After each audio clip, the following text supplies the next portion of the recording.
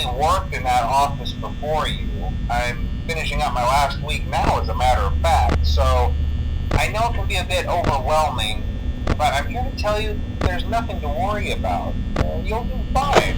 So let's just focus on getting you through your first week, okay? Let's see. First, there's an introductory greeting from the company that I'm supposed to read. It's kind of a legal thing, you know. Welcome to Freddy Fazbear's Pizza, a magical place for kids and grown-ups alike, where fantasy and fun come to life. Fazbear Entertainment is not responsible for damage to property or person. Upon discovering that damage or death have occurred, a missing person report will be filed within 90 days or as soon as property and premises have been thoroughly cleaned and bleached and the carpets have been replaced. Blah, blah, blah. Now, that might sound bad, I know, but there's really nothing to worry about.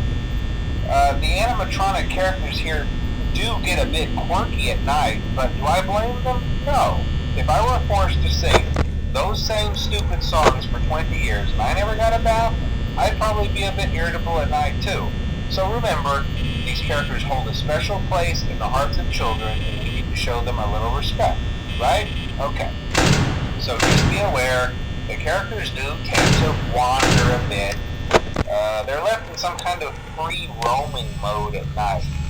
Something about their servos locking up if they get turned off for too long. They used to be allowed to walk around during the day too, but then there was the bite of 87. Yeah, it's amazing that the human body can live without the frontal lobe, you know? Now, concerning your safety, the only real risk to you as a night watchman here, if any, is the fact that these characters, if they happen to see you after hours, probably won't recognize you as a person. They'll most likely see you as a metal endoskeleton without its costume on. Now, since that's against the rules here at Freddy Fazbear's Pizza, they'll probably try to forcefully stuff you inside a Freddy Fazbear suit. Now, that wouldn't be so bad if the suits themselves weren't filled with cross beams, wires, and animatronic devices, especially around the facial area.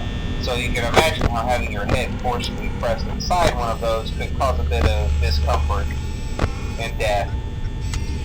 The only parts of you that would likely see the light of day again would be your eyeballs and teeth when they pop up in front of the mask. Yeah, they don't tell you these things when you sign up. But hey, first day should be a breeze. I'll chat with you tomorrow. Check those cameras and remember to close the doors only if absolutely necessary. Gotta conserve power. Alright, good night.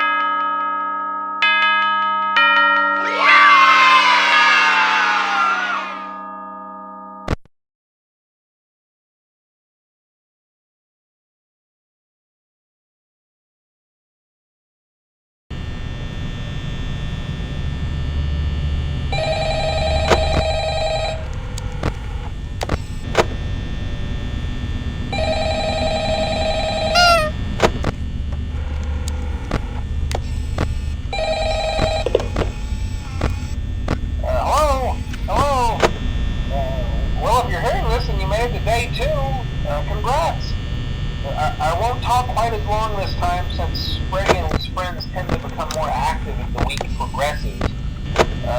It might be a good idea to peek at those cameras while I talk, just to make sure everyone's in their proper place, you know. Interestingly enough, Freddy himself doesn't come off stage very often.